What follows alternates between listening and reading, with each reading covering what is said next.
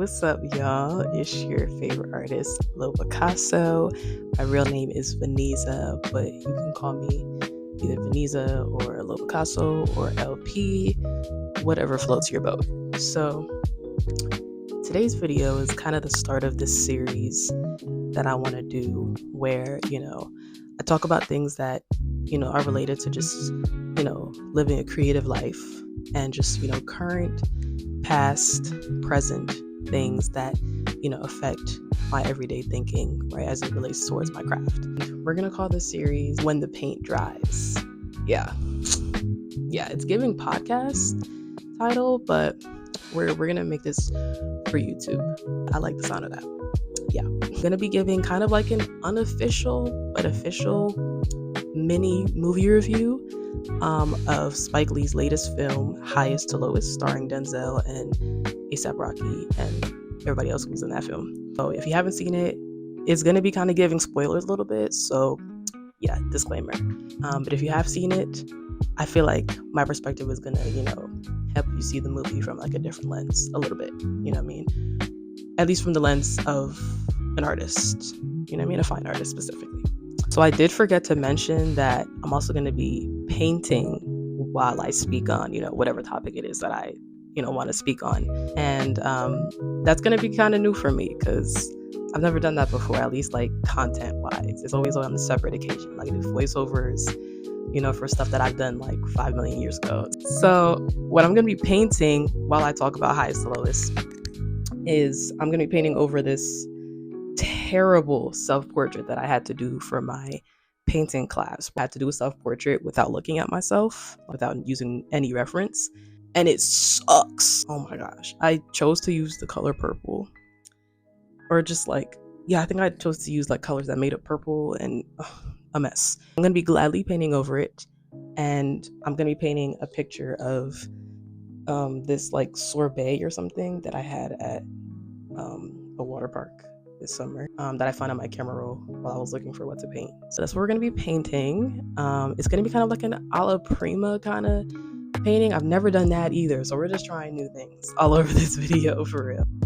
All right, so first I'm going to gesso this. I was just going to paint over it with like another color, but I did do this in oil, so I just figured let me just gesso over it so that like, I don't know, what is that joint? The properties of like the oil and like acrylic, because I was gonna paint over it in acrylic. I'll say like, let me just do that so like the properties between like acrylic and oil don't mess up what I'm trying to do. So while I paint over this, for those who don't know, Highest to Lowest is Spike Lee's recent film, starring Denzel and A$AP Rocky, like I said before. And it basically follows Denzel's character, a record label exec and owner of his own label called Stackin' Hits, I believe, Records. And you feel me? He was that dude, right? In like the 2000s. And, he's known for having a really great ear, right, for finding new talent, and got the Billboard topping hits and everything, and all of the things. And he's kind of come to a little dry spell, and what happens when people try to start their own record labels, right? People buy them out, other execs and other labels buy them out, and they kind of don't really own anything anymore, and it's a bidding war, a whole lot. He's kind of trying to buy back his ownership in a sense, and just all the things. And it caused a lot of stress in his life, right? Not a lot of time spent with his kid, his wife. Yeah, so along with that happening, right, his son ends up getting kidnapped. And his godson also ends up getting kidnapped on the same day. And that just caused like major stress. And, the person who kidnapped him wanted money, and the amount of money that he wanted was like the exact amount of money that he had to his name, like in total, which is crazy. That happens. They end up finding the godson and the son, and then they end up finding out that the person who kidnapped both of them was somebody who has been trying to get Daniel's attention. This felon who had been working on music while he was on the inside and all the things, and he looked up to Daniel. He was like an idol to him and everything, and he was like, bro, this is the only way I can get your attention.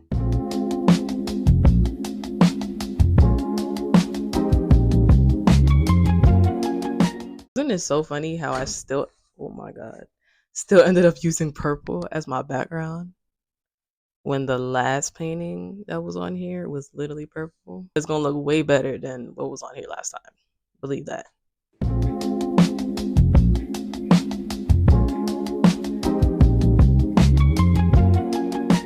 All right, so this is what we're working with. I've gotten, pretty far along into the painting.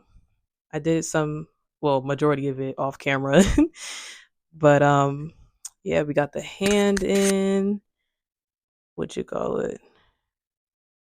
Okay, it's looking real muddy, but and I'm not trying to beat myself up about it. We just painting and we chatting today. So my favorite part of the movie, and just what this whole video is about, is when Denzel's character's wife was talking to him on the balcony and was like, yo, I don't really recognize you anymore. And she didn't say that bar for bar, but she was basically saying like, yo, I feel like with you, being so big and, used to attention and fame and money and everything, that you kind of lost sight of why you started. All of those things kind of distracted you from your why. And she was like, yo, I kind of miss the old you and how you used to operate. The reason why she said that is because, like, prior to them being married, right, when they were dating, he was known as the guy that would be, walking everywhere on foot, listening to music, blasting music from his headphones, and, always geeked to tell her about like a new artist that he had discovered, right, or new music that he found, right? And that's, how he became known as like the great ear. And, obviously what led him to being a record label owner. Wife was like, yo, like, you gotta get back to that, part of you, that pure excitement and joy. It was giving you miserable. Get out of autopilot and just kind of looking at it as a job, and just, not blur the lines between business and the art behind the business. There wouldn't be a business, there wouldn't be a record label had he not been so passionate about music. That part really like resonated with me, because I'm looking in that space right now where I have an online shop where I sell my prints, original artwork, just other ways that I repurpose my art and everything. And it's really easy to get lost in, oh, how many orders did I get today, how many sales did I make, why isn't this selling, how many views did we get on the brand page, or it's really easy to get like caught up in that, and really lose sight of like why you started in the first place. Because it's like, every days we're like, wait, did I even paint today? I'm worried about views and sales and money and stuff like that. Like, did I even create today? Did I do something that's conducive to my creativity? So I really feel like it's important for artists to not blur the line between the creative practice and the business behind it, right? And if that does ever happen, to essentially like center yourself back into why you started in the first place. Remember your why. Always go back to your why. Because not only like will your why consistently like motivate you, right, and keep you disciplined, but it'll also just help you when you feel like you're getting lost in the sauce and the analytics and the metrics and just everything but the actual art of creating, right? So yeah, I really feel like this would resonate with a lot of artists, in whatever creative discipline that you're in, and if you have seen the movie already and like didn't peep how important that part was that I just talked about, I highly suggest you go rewatch it, or just like skip to the part that I was just talking about, and like come back to this video and like let me know what you think. Now I'm painting the main part of the picture, which is the cup that's holding the sorbet. And it's coming along. I haven't painted in a really long time, so this was like a really good way of coming back to painting. Trying to do something that's not too hard, or like not too crazy detailed. This is still kind of detailed, but I think it's a good place to come back after not painting for a really long time. I'm also painting just like straight out the tube, not like exactly, but like I went to look for my linseed oil, and tell me why it was frozen. I had 2 bottles of linseed oil, both frozen. Searched up on Google whether I could use frozen linseed oil or we wait for it to thaw out, and it was giving you gotta go get a new bottle, or bottles plural, of linseed oil. So I'm kind of just using the raw thickness of oil paint, which is something I haven't done in a while. It's not as bad as I thought it was gonna be. Again, linseed oil and all the other mediums definitely make it easier, smoother, All right, y'all. So we've reached the end of today's video, right? We made it through the first episode of When the Paint Dries. Let me know how y'all like this. If y'all want me to keep doing this, what the next topic should be. And yeah, if you made it to the end of this video, comment a paint palette so I know that you made it to the end of the video. I didn't actually finish the painting. This is where we got up to. I did a good chunk of it though. The goal was to finish it by the end of this video, but I ended up saying everything I needed to say, and the painting was not completed. But at least I made something. I haven't touched paint in a while, like Daniel from Highest to Lowest, caught up in everything but art, content creation, admin, emails, all of the things but art. So comment down below, like, what do you do when you feel yourself getting lost in everything but your craft? Let's help each other out in the comments. Make sure you like, comment, subscribe, all of those good things.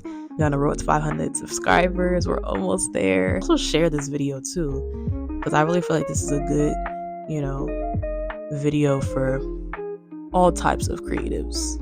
I really feel like this is a universal and relatable message for all creatives out there. See y'all in the next video, God willing.